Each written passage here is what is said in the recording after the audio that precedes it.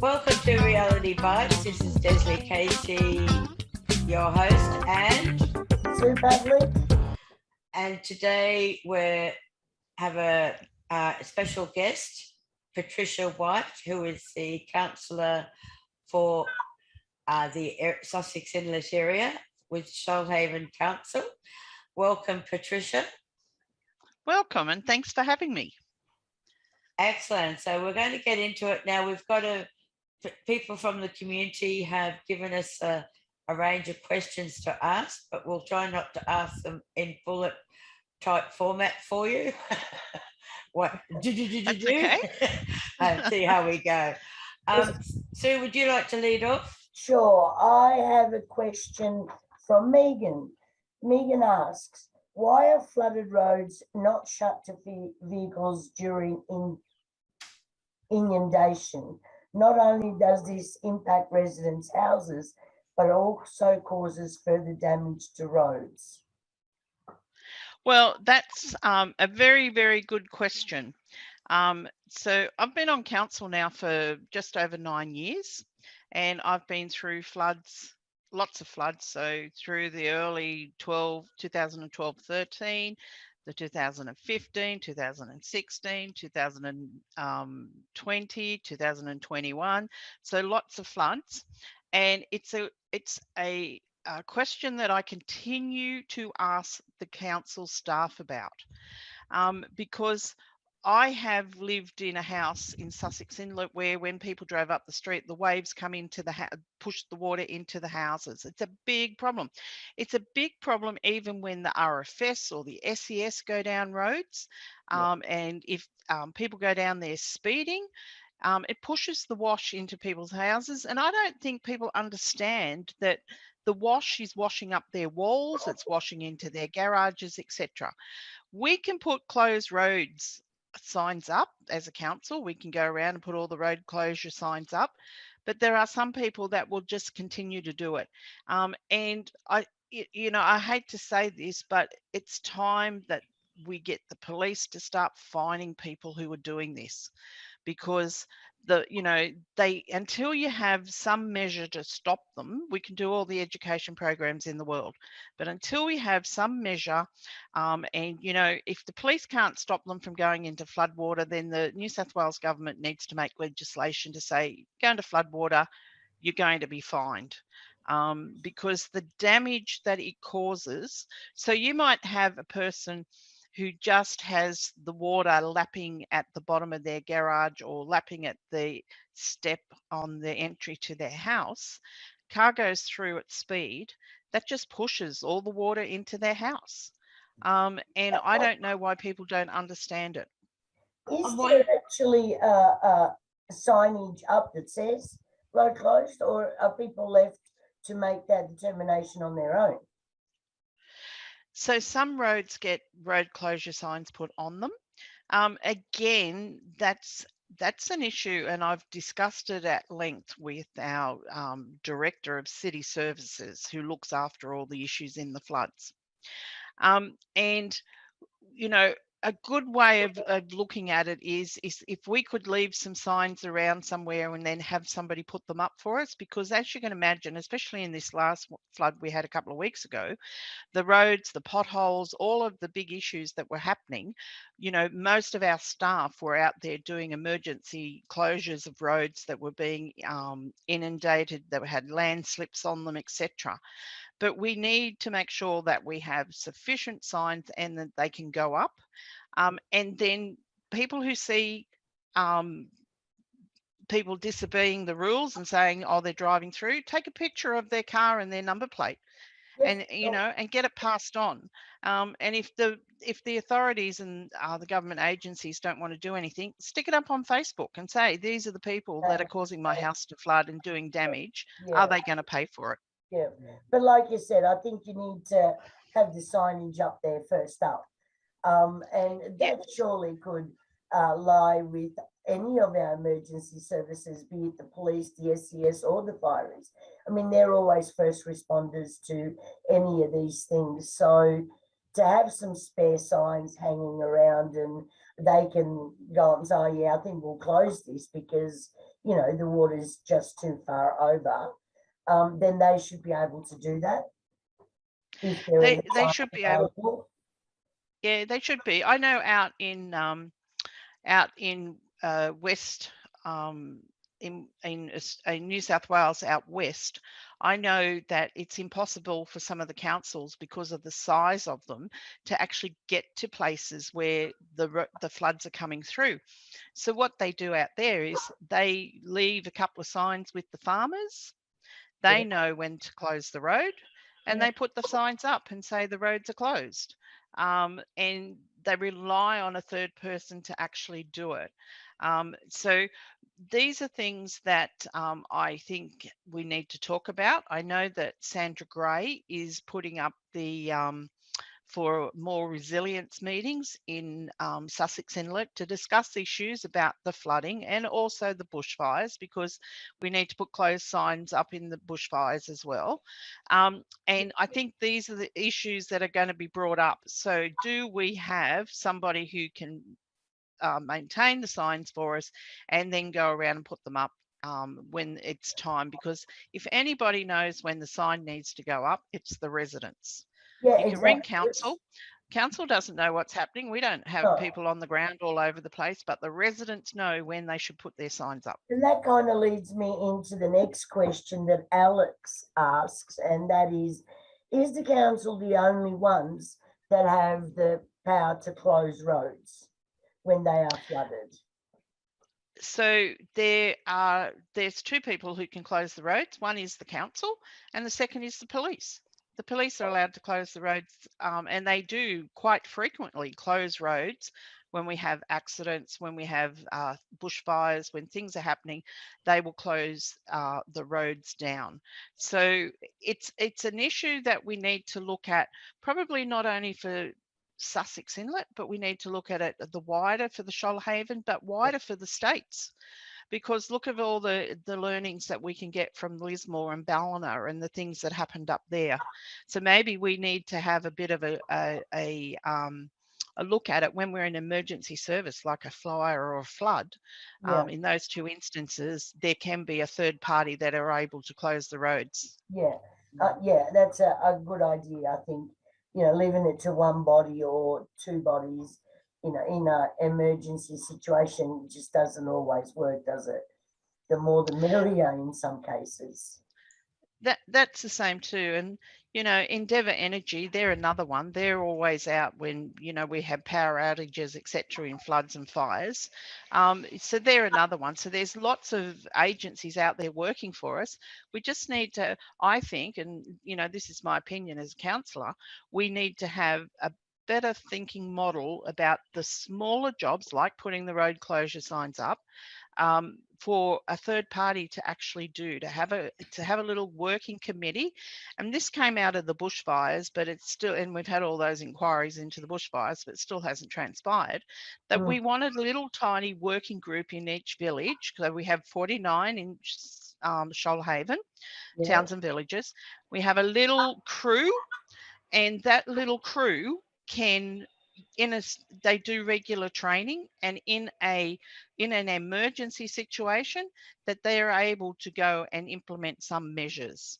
So like we get trees falling across roads, so we can't get through those roads. So, you know, if they're trained in cutting trees with a chainsaw, so that we could provide the training for them, they could go out and cut some of those trees down that fall across roads that stop people from getting wherever they're going to.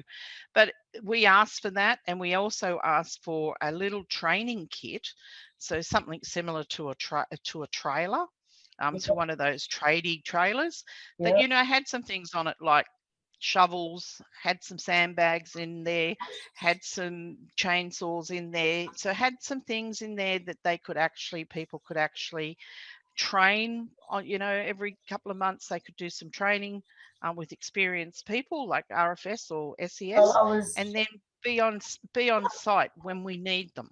Yeah, and that sounds like a great idea to, you know, have little community groups that are, you know, work with your fireys and your SES and your other emergency groups, and each one's got their own, you know, what they do. And I think that's just a better planning forward model for all communities to adopt. Like, But yeah, one of the questions I want to ask you, Patricia, picking up on what you're saying and what you've been asking for, is when we were talking, you were saying you had to put up some type of motion to council for the council meeting.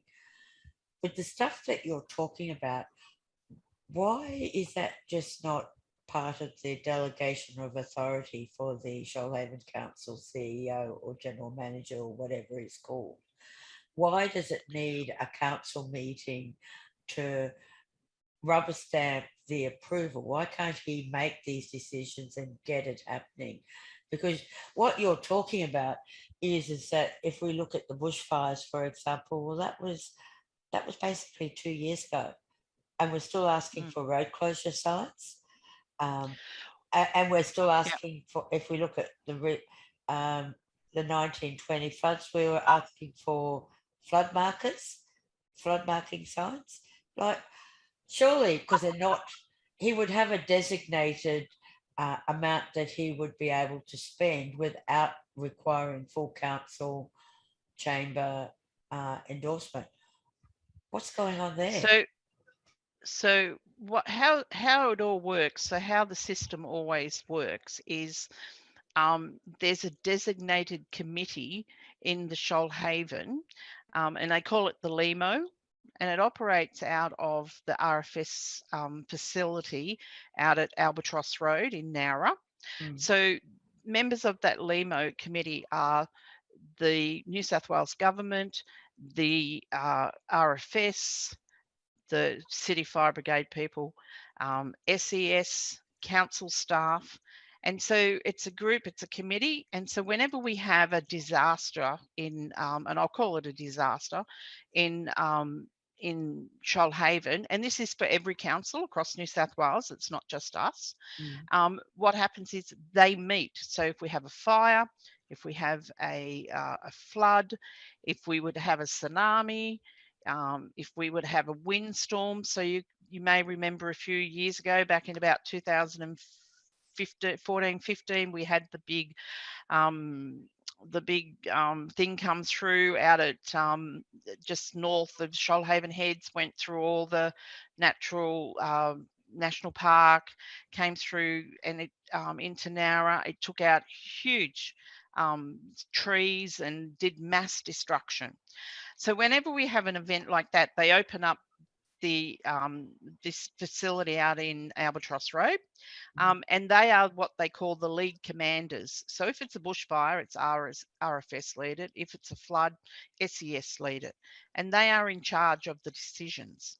So the decisions are taken away from the council, but we take part in it as part of this overall committee, and they make the decisions about when people are going to evacuate, where they're going to evacuate to, and they monitor in between disasters. They monitor what's happening, and I've had lengthy discussions with Sandra Gray and the Business Chamber in Sussex and others in Sussex, and I like to learn from actual experience. So I like to talk to the older people who live in Sussex who have experienced, 10, 20, 30, 50 years of flooding, because they're the ones that will be able to tell you where the flood goes to. Yeah. Like when we do our flood studies at the moment, they're all done on a computer. They're all done with different models, etc.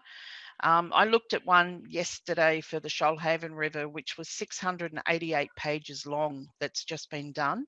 There's one that's been completed for St George's Basin, Sussex Inlet, which we're having a meeting next week on. That'll come out on public exhibition. But I like to measure that to what happens with the old people and what they've experienced. I know there's no flood markers, so I'm putting up a notice of motion to council that we had manual flood markers, because I can tell you lots of stories about what happens to the automatic ones that go back to the bomb. And we need those put in, and we need those put in up around Badgie and up Nelson's Avenue, etc. We need them to put in. So people people like to, you can look up the bomb site and read what the flood, wherever the flood is at, how high it's at. But also people like to physically look at a sign and say, I can tell where that flood is. Right here. And the other thing that I'm advocating for is to have markers on the telegraph poles. We used to do this years and years ago, 20 years ago, we'd put markers on the telegraph pole and people driving past would say, oh, wow, that's how high the flood got. But if people see the water starting to rise up the telegraph pole and get to the flood markers, they're more inclined to leave, because they think, well, we're going to get a major flood, so I need to get out of here. Yeah. Even if they're in the house. You know, I've been quite disturbed to hear that, you know, 41 people were evacuated to the bowling club, but some of them had to get into the fire brigade vehicles to actually get out. Now, if you're an elderly person, like I would have trouble climbing into a fire truck, you know, I wouldn't want to be having to climb up into it. And if you're an elderly person, you may think, I can't get up there. The other thing that disturbs me too, because we've gone through these for many years, is the fact that people weren't prepared. So people didn't take things with them. They didn't take their medication. They didn't take, and they had to go to the chemist to get medication. They didn't take their clothing. They didn't take food for their animals. So they just sort of like left. Now, I've been stuck in a flood in Sussex Inlet. I was stuck in the 2015 flood. And let me tell you, you know, I'm an educated person, a very highly educated person, and I'm a councillor, you know, representing the community. So I should know. 2015, I got that text message, be prepared to evacuate and have your stuff ready to go. And I thought, oh, what do I have to have ready? You know, what have I got to take? Do you think, Patricia, then that it might be an idea to have like a preparedness plan leaflet or something that perhaps council distribute amongst their, you know, the people, residents, that they can pin on their fridge, that gives them those ideas, you know, what do I need to take with me? You know, things like medication, clothing, emergency items relevant to you, rather than, because we're like, as you said yourself, you get caught in that moment, you look at the message and you think, oh shit, what do I do? What do I need? And invariably you'll forget the most important things. So if there's a little checklist that you can perhaps go through, a preparedness list, that might make that a lot easier. I think there is, and I did go to a demonstration by the Red Cross several years ago. So after this happened to me, and I thought, wow, I'm not going to get stuck again, because who knows where you are.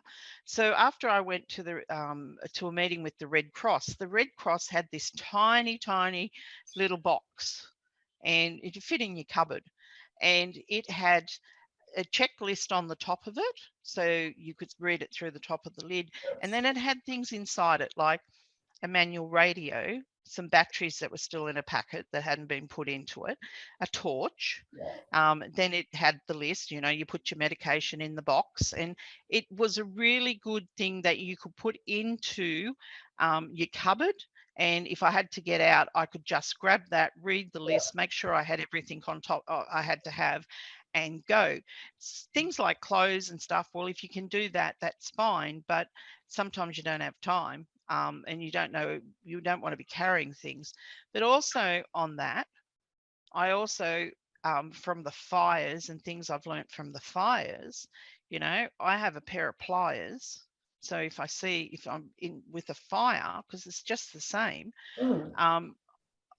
I'm driving to go somewhere to get out of the fire, and I see a huge amount of cattle or whatever, I can clip the fence. I was taught that when I was a child, from my grandfather, clip the fence, and then they can at least get out and have some kind of rate of survival, because we can always catch them later. Right?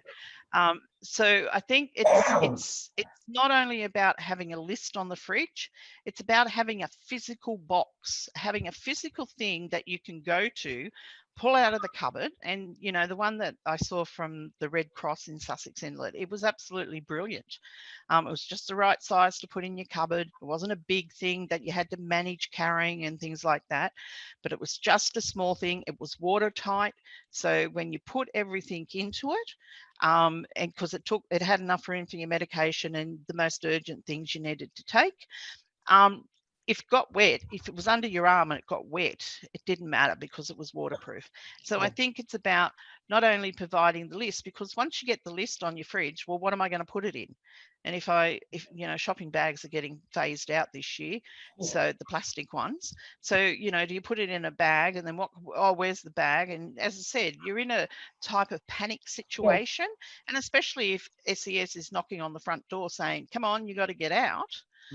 You know, what do you do?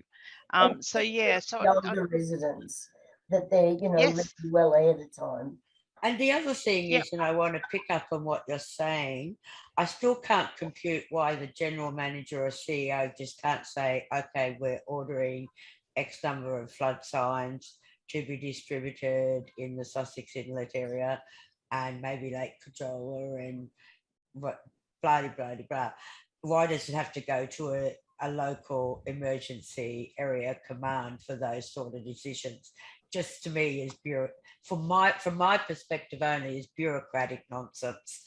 But what I want to pick up on is that if it's a local emergency control officer who's making all these decisions to evacuate in a disaster, and as we spoke on the phone, Patricia,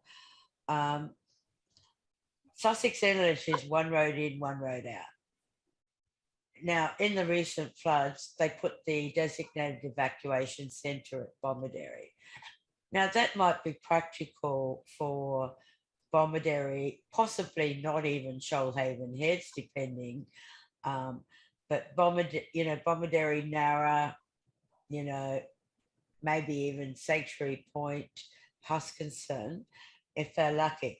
But it's so impractical for Sussex Inlet. Then in the bushfires, they designated St George's Basin as the evacuation centre. Do they expect us to swim there? Because we can't get out on the roads to Sussex Inlet. And if we do get to the highway, we can't get up the highway. So they don't, it seems to me that they're trying to save money, from what I understand, by only having one or two evacuation centres.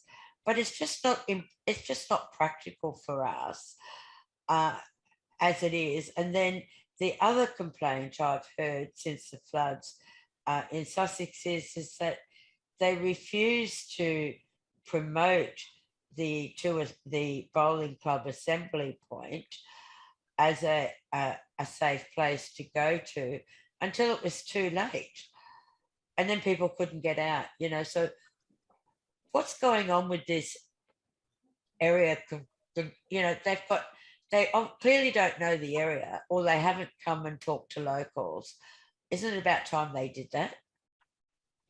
Well, let me tell you, I agree with everything you've just said. I totally do. And I have been on about this for almost since I've been on council, since 2013. Because I've seen all the floods happen, and I take a really strong interest in the floods and the fires. And I can't tell you how many times I've stood up at the council and I've bashed on the desk of the council saying, you have to do something, you have to do better.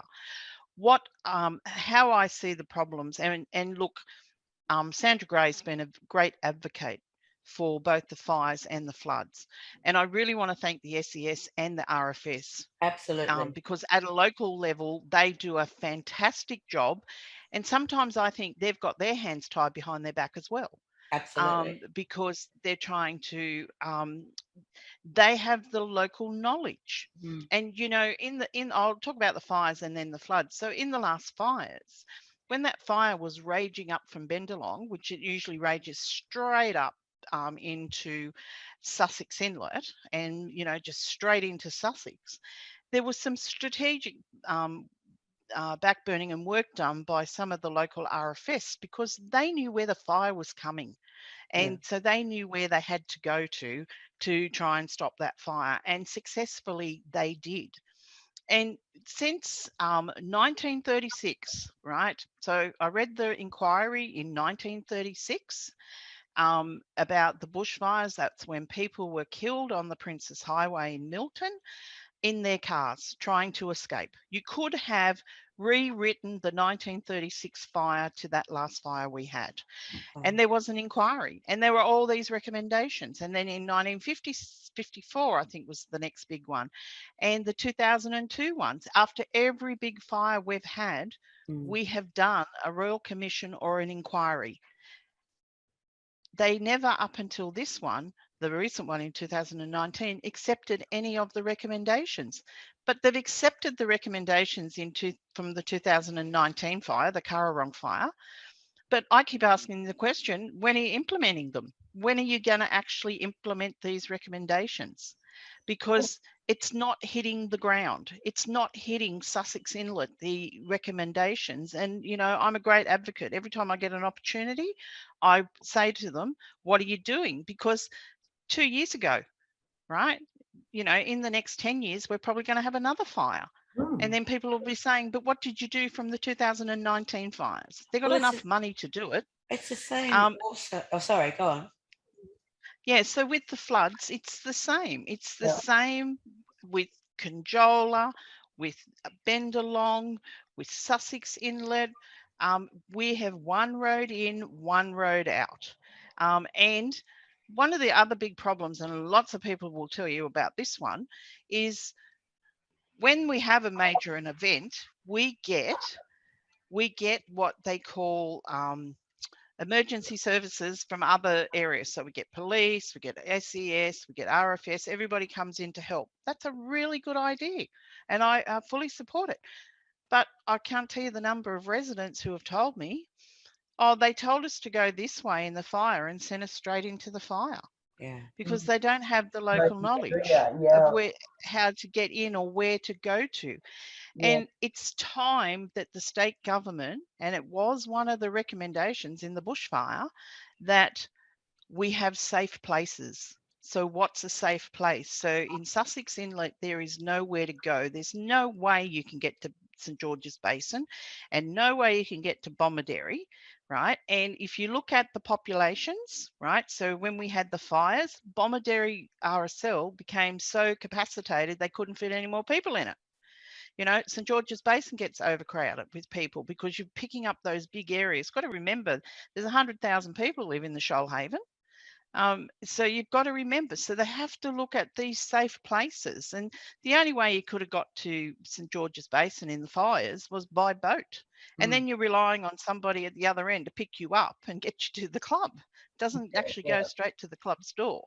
So we really have to be strategic and we have to look strategically, what are the best options? We're not saying that it's going to be, you know, you're going to be 100% safe there. You're not 100% safe at Bomaderry Bowling Club or St George's Basin either, depending on which way the fire and stuff goes.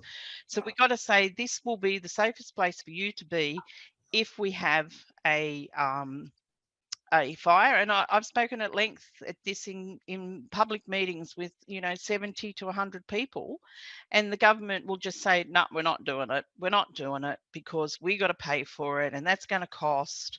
But what price do you put on somebody's life? Exactly. When they could be safe in one of the RSL clubs. And I do know that a lot of work has been done at Inasmuch, because Inasmuch is a bit of a different category. Nursing homes and aged care facilities are a bit different to our everyday evacuations. So they're the last to be evacuated and they must be evacuated by the police. You don't get the option of getting the fireys or anybody like that. They evacuate them. And I found when I looked into it, I found it very interesting. So really how they evacuate those people is they wrap them in sheets, because you can't use the lifts and you've got to get them out of the buildings. So they wrap them in sheets really, really tight and they carry them down. and that's how they will evacuate if they have to. So, you know, Sandra's done a lot of work on getting some of the older people who live in Sussex Inlet to be able to go to Inasmuch. They've got enough room to take them in, to go into Inasmuch, put them in there so they are safe, so the rest of the communities can go to the clubs, etc. But she's put all of that together, and when we had the public meeting after the fires, we were just laughed at by the bureaucracy, just laughed at. And Sandra's really pushing really hard now after the flood, really hard to get these changes made because they need to be made. Yes, and absolutely agree with you there.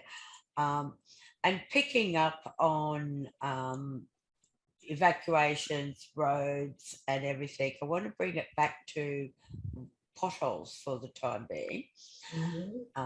And so what is the percentage ratio that is designated by council to road maintenance and upgrades that Shoalhaven Council applies to residents' rates collected by the council? Now, I will put a rider in here. I do understand that because there are 49 towns across the Shoalhaven, and the Shoalhaven is 127.28 kilometres in 125, actually, I stand corrected, 125 kilometres. You're not going to get to everyone all the time. But what concerns me is the lack, this is something that can primarily sits with council, is that they don't appear to be very proactive when it comes to road maintenance and upkeep. And classic examples are they fill a pothole, the next bit of slight downpour, that pothole is now a pothole again and could even be larger. I received photographs this morning, which we will include in the final video, of a major pothole sitting in the middle of the road at Wanda Avenue. Absolutely major one. I think it was even just about bigger than the most dangerous one on the Springs Road. I do understand that you can't fill a pothole after it rains. You have to wait for it to dry out. I do understand that we're not the only township and that, but some of these potholes is actually created because of the lack of ongoing proper maintenance. Your thoughts on that, please, Patricia? Yep, so my thoughts on that. So Shoalhaven in size is about 4,600 square kilometres. So that's how big we are as a council. And we're the largest coastal council in New South Wales. So we have more beaches and for a coastal line than any other council. So we have around the 1,770 roads that we must, kilometres of road that we must look after. So it's very interesting about how our roads have been formed and where we go to from here. So at the present time, we have approximately between 30 and 40% of what they call end of life roads. So these are roads that were constructed in the late 60s, early 70s. I must admit they did a good job because they lasted us 50, 60 years. But they come to the point in time that we call them end of life. So they start to break up and they need replacing to replace a road. So the other thing that has caused a lot of problems with the roads is we've been in a drought. So we're in a drought for a very long time, so over 10 years of drought. So when the roads are dry, they don't tend to break up because there's no water or anything under the road. So it's the water that breaks the roads up. And so now that we've gone into floods, and we've had 2 major floods in a short period of time. So we had the 2020 flood, and then we now got the 2022 floods, which are much more severe severe than they have been. So what we do is we try to make the roads safe when we get a big pothole. So we try to make, the first thing is to make the roads safe. And we've had the road crews out there working the weekends trying to get all of the potholes filled. To give you some extent of the problem that we're facing as a council, we have an in excessive bill of over $25 million to fix the roads from those 3 days of flood. Wow. So those 3 days of big flood, that's our bill. That's what we're looking at to actually fix the roads. So yes, I can tell you scenarios where we've done some road works and those roads works have failed in a very short period of time. Does that make me angry? Yes, it does. Because I think when we do a job, we need to do a job right, do it first. The first time, do it right, and don't have to go back and do it for at least another 10 years. Yeah. And that has all been under discussion with council. So this weekend coming, we've got a big workshop happening with councillors about what's the budget, how do we fix it. The estimates that I've been given is that we need to spend approximately $37 million. Forget about the flood stuff and that damage, but over and above that, we need to spend about $37 million a year on our roads to get them back to a good standard, because there's lots that have to be replaced. And look, you can look at Jacobs Drive. You know, we put a tar seal over the top of it to try and save that from breaking up any further. And now it's got to go back and it's got to have more work done on it as well.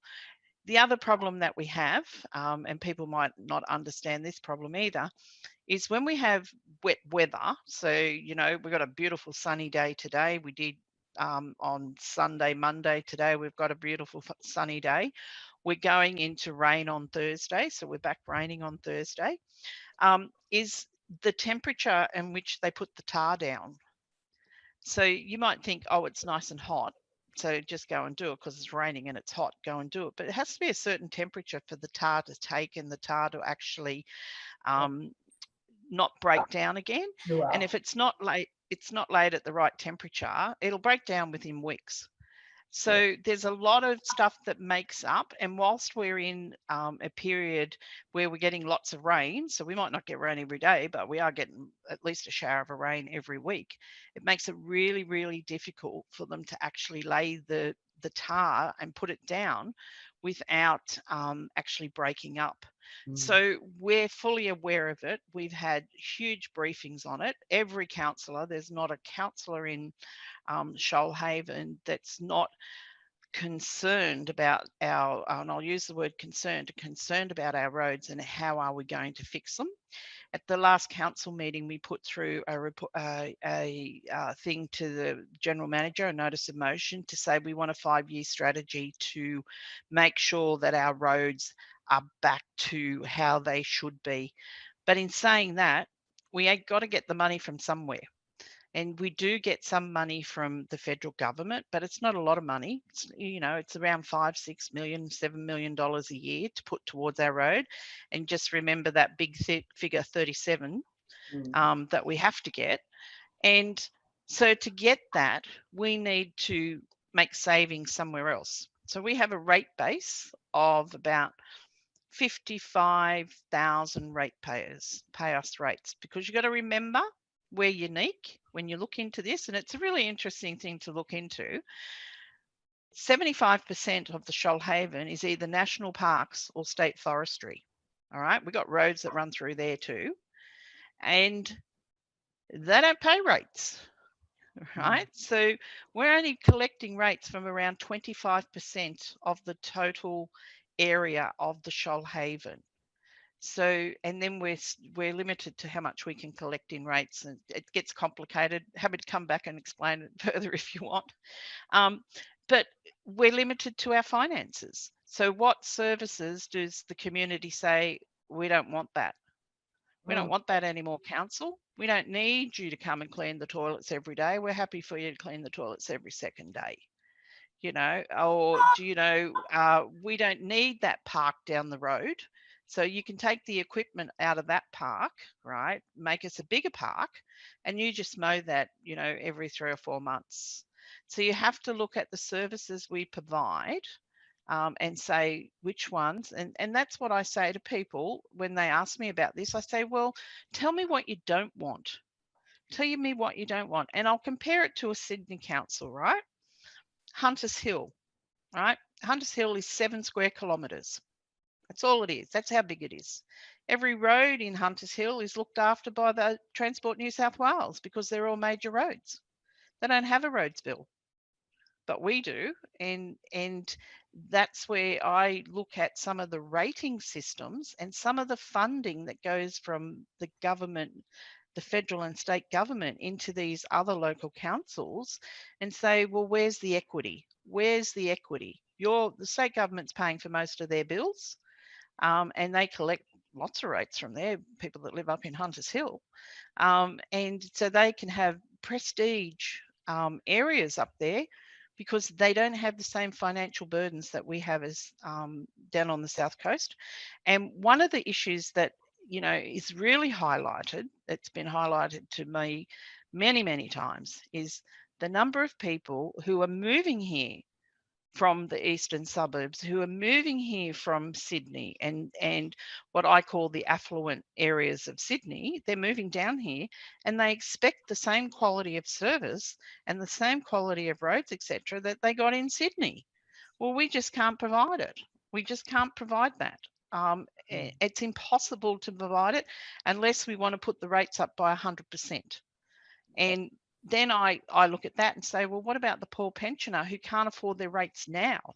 And they've lived here all their life in, you know, 50, 60 years in their house, and they can't afford to pay the rates because they keep going up, but they have done nothing different for the last 50 years and not asked for anything more.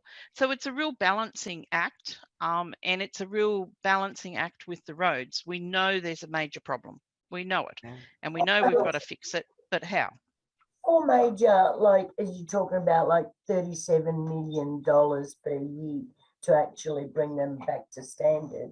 I mean, surely we should be able to go to the feds and say, you know, come on, this has been like this for decades now. We need this infrastructure. Everybody benefits because this is Shoalhaven is a great touristy area. So you get, you know, people coming and going all the time. And it's that kind of area that surely the federal government and state government, for that matter, could actually, you know, put in more. Because it's We've asked. Issue at the end of the day. If you've got someone going down those roads with huge potholes in the middle of the night and somebody dies, well, where does the responsibility lie? Well, there's no responsibility back to council. That's a very interesting issue, because I know lots of people have been blowing out their tyres, etc. And they're not only blowing them out on council roads, they're blowing them out on the highway. So there were 3 cars that just passed Hawke and Turnoff the other day that had all blown their tyres out. One poor person had blown 3 tyres out. So there's a major issue. But where everybody thinks, oh, council's liable. Well, we are in certain circumstances, but not in all cases are we liable if you hit a pothole. It's about risk and safety, how you're driving, etc. You know, if you're doing 100 k's down the highway and you hit one of those big potholes, and there's a sign on the side of the road that says "slow down, damaged pavement," well, you can't claim anything because it's damaged pavement. You've been warned, and you didn't heed to the warning signs. So that's a very interesting area about how they claim, etc. But I will say that when I first got onto council, we got a report on council in relation to our roads. Yeah, that was back in 2012. And that council took big measures, that term of council, big measures to bring the roads back up to standard. We got them up to 95% standard, and it's gone backwards again. But what we had to do in that council, what the decision of that council was, or we're going to save some money, which we did. We saved a huge amount of money, and I'm talking millions. And we then, the rates went up. So the rates went up to be able to get some extra money as well. And we were able to do it. But then when they got fixed, and this is where you go back to saying, you know, that it goes around in a circle, I suppose. When they got fixed, then they said, oh, we can spend the money on this, this, and this, and this. And it sort of like teetered away from the roads as being the major priority. And so therefore it's gone backwards again. And so now we have to look about how we bring it up. But we're doing a 5-year strategic plan, but I think that we need a 10-year plus plan. So because this council's only in for the next 2.5 years. We're having another council election in 2024. And so a new council will come in. Oh, well, we want to, and, you know, I'm on council to work for the community and to work for the residents. If I don't get re-elected again, well, I don't get re-elected again. And that shows me I didn't do a good job. So I've been re-elected 3 times now. And I'm for the community and to get stuff done for the community. And we need to balance it all out. So, you know, we get new councillors in and, you know, even some of the old councillors, I won't just say the new ones, and, you know, they want to keep making a name for themselves. So they want to give to the community, right? But you have to look at your responsibilities that, you know, councils are really for roads, rubbish and rates. And, you know, you've got to make sure the rates can be maintained by your community and your residents. You know, you've got to make sure that rubbish is collected. And it's, you know, it's getting harder and harder with rubbish collection. You know, 1st of June, no more single plastics, all gone. And there's, you know, we're not allowed to put so much in landfill and everything now. We've got to have totals for recycling, etc., which I think are good things, but it all comes at a cost. And the roads, and then everything after that's on top is like the cherry on top. Well, look, I agree with you, but it seems, and from what you're saying is that you get a group of councillors in who decide, okay, we've done that, let's put it to others, instead of actually being proactive and saying, this is the amount we must designate, or the percentage of the rates that we must designate. And that is a given forever, you know, unless it has to be increased down the track, you know, that's a given. We have to do that because you've got, as you mentioned, road maintenance is cyclic. You know, it doesn't just stop because you've done a good job and that sort of thing. But we're going to have to move on from roads for a bit. I've got a question here from Wayne. I think we need to ask. Okay, so the SES cache for Sussex Inlet is located on council land just off Thompson Street. The placement of the cache needs to be closer to the curb, as when the rain was pouring down, the water pooled to such an extent that it was challenging to open the doors of the cache. SES wants to shift that closer to the curb, however, have been steamed in the the yard. Oh, okay. Due to complaints lodged with council. Surely council can overrule this complaint due to the impracticality of the situation. And I agree 100%.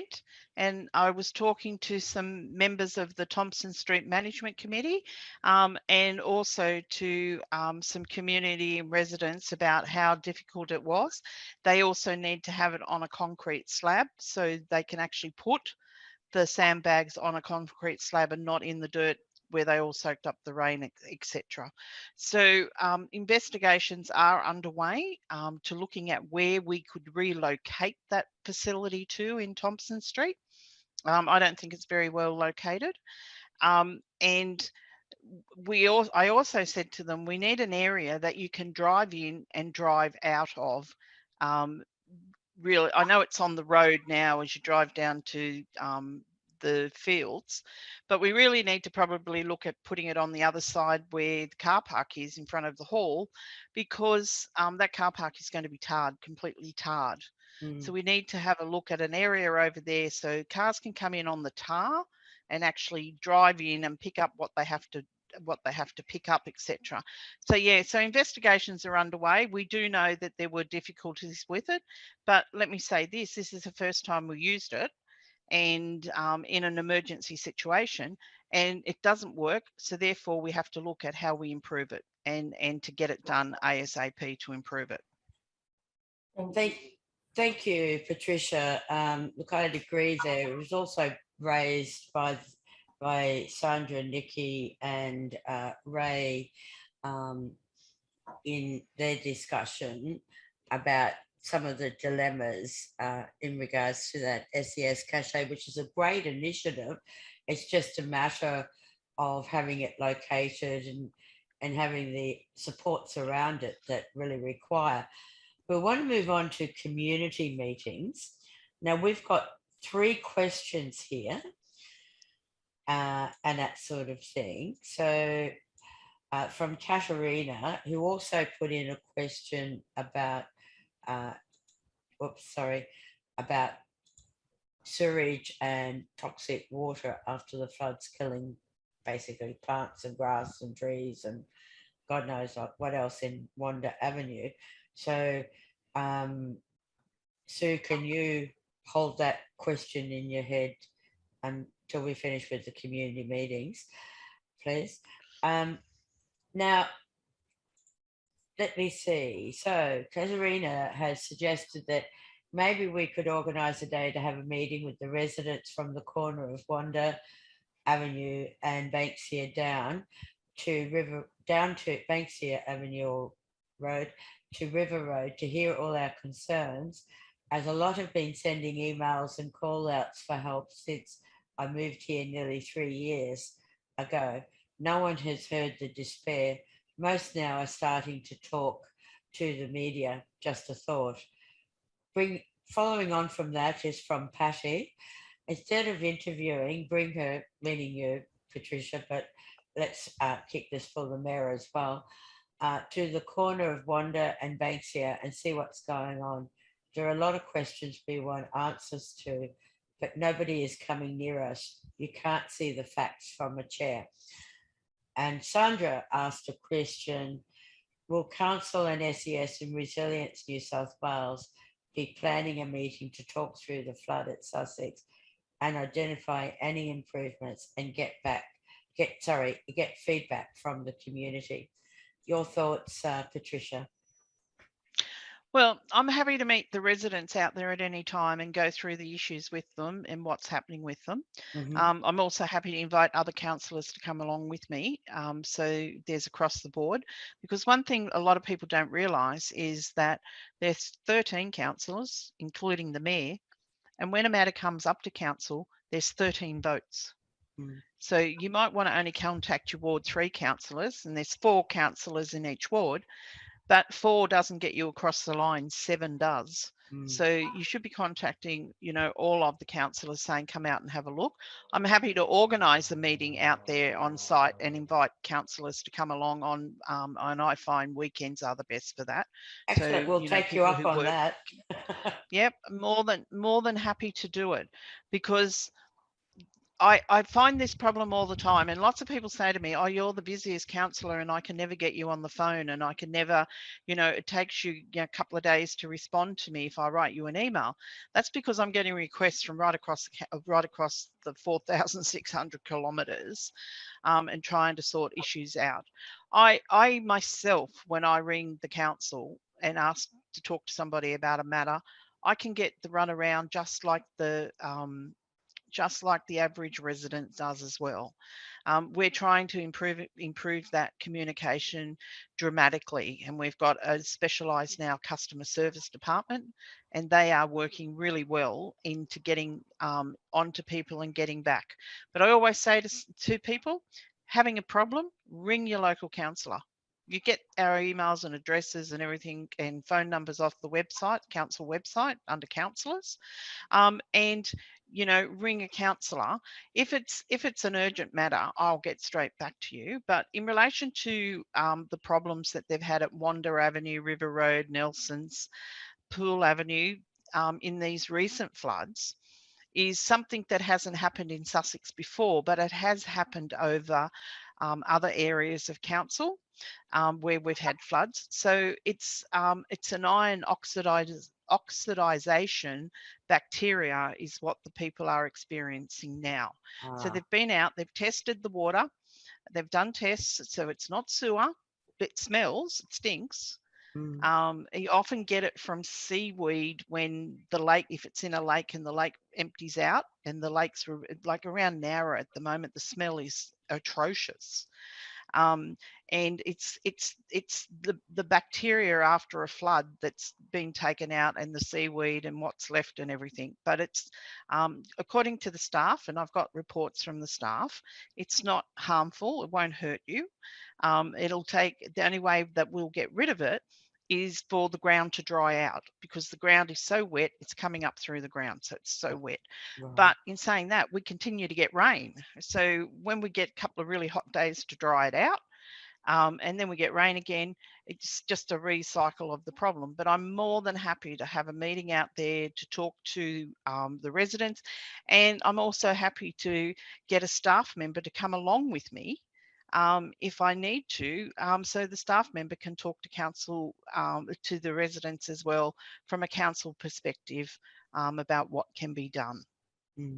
And what about the combined forces in Sandra's question with Council SES and Resilience New South Wales? Are there any plans that you're aware of to have a major community meeting for the whole of the Sussex area? So there is. I got an email this morning with an invitation to actually attend a meeting. So Sandra has sent invitation, because she's sick and tired of ringing up the I call them the bureaucracy. Yep. She's tired of ringing up the bureaucracy and saying, can we have a meeting? Emailing them, can we have a meeting? Can we have a meeting? And not getting one. So what she's done, she's taken a proactive stance on this now, and she's organised a meeting, and she's invited them to the meeting. Right. And if they don't turn up to the meeting, it'll be in the media, they didn't turn up to the meeting. Well, it's because it's really important. It's interesting, Patricia, because I contacted Resilience New South Wales, and the only way I could contact was through online, I think to their media section, and they never responded. You know what I mean? Yep.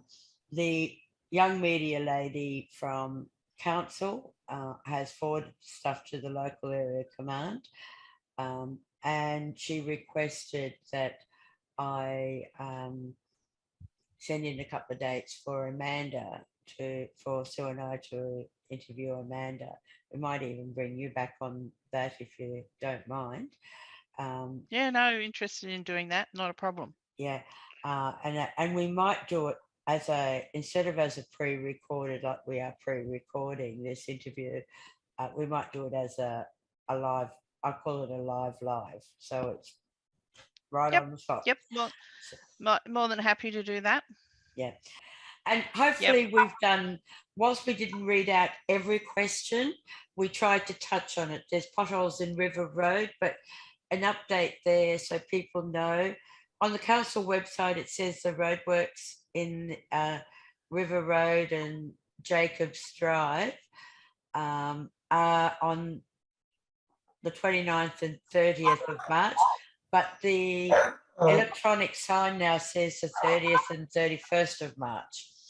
So, and they're night works. So council have been busily filling up, but there's still a few. Patricia, do you recommend that people send photos of the potholes to council and say exactly where they are, so council is aware of it? I do. So I, especially smaller roads that aren't really well driven on, because what we're relying on, or what council's relying on, is for those potholes to be reported to council so we can go out and get them fixed. So if you can go on the council website, report a problem, put it on, and with a photograph helps them so they know what they're looking at. And I would say to people, if you do that, if you've reported it to council and you don't if it's not fixed or you don't hear from council within 2 weeks, by all means email me and I will follow it up. Excellent. I have no problems following up the council when they've been asked to do works.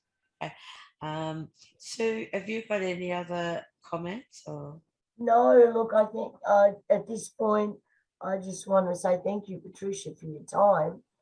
It's been interesting hearing your perspective on things. And I look forward to actually hearing some progress in all the stuff that we've discussed today, like the, road closures and the signs and the practicalities of preparedness and, get those community meetings and that happening, because I think in the long term, that's a good way to go. and It is a very good way to go, and it's a simple fixed. It's so simple to do. It's not funny. I can't understand why the bureaucrats won't just sit back and say, yes, we agree with what you're saying. We're going to organise it. exactly. It's such a simple fix. Yeah. And Patricia, we like to end our interviews with a poem. So Sue and I have written a poem, and it's called Sussex Inlet Residents Cry. Would you like to start, Sue? Sure. Please hear our voices, the residents do cry. To listen to our despair, council continually denies. Please consult with us on the challenges we face when disaster hits our town without any grace. Our roads are rough and our safety is put at risk when the potholes are poorly filled with a whisk, to leave us wondering of the price we must pay to our lives and our cars at the end of the day. Some forward planning and an year or two for us to be prepared is now long overdue. Flood markers and road closures, signs would go a long way so that we can see whether we should leave or stay. We want to be ready when things do go bad. That we have waited so long is truly sad. The time has come when we must make this right so our town is able to stand up and fight. Our small community will always lend helping hands to help neighbours and friends when disaster lands. Please, powers to be, give us the leadership and work with our community in genuine partnership. Your thoughts, Patricia? I think it's very good, and I would like a copy of it so I can read it out in the council. Absolutely. Absolutely. You're on. All right. Thank you. I will. Thank you again for your time and your input to this, and good luck with your fight to get some stuff happening. That's just common sense stuff. And on that note, this is Desley Casey from Reality Bytes and Sue Pavlic saying thank you for watching and listening, and we hope you have a great day. Bye for now. Thank you one another. Bye.